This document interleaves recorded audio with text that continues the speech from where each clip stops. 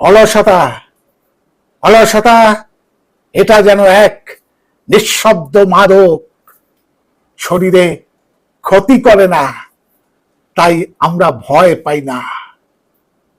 কিন্তু ঠিক যেভাবে নেশা ধীরে ধীরে একজন মানুষকে ভেতর থেকে খেয়ে ফেলে, অলসতাও তেমনই নিঃশব্দে আমাদের স্বপ্ন, সময় আর সামর্থ্য গিলে নেয়, একদম গিলে নেয়।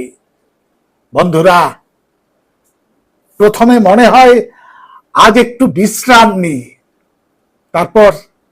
তারপর দিন চলে যায়, পরেও করা যাবে ভেবে।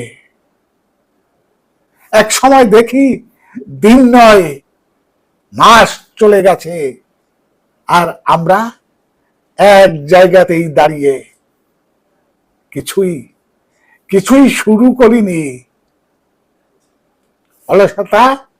অলসতা কখনো একসাথে আঘাত করে না, বরং একটু একটু করে আপনাকে পিছনে টেনে নেয়,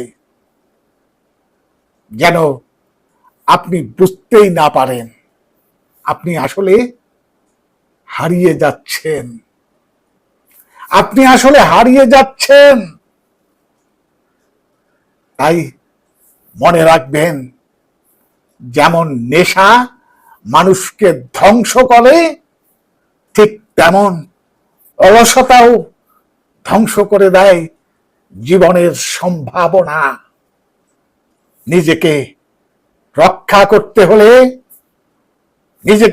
করতে হলে শুধু মাদক নয়, অলসতার দিকেও চোখ রাখতে হবে, অলসতার দিকেও দৃঢ় দৃষ্টি রাখতে হবে। কারণ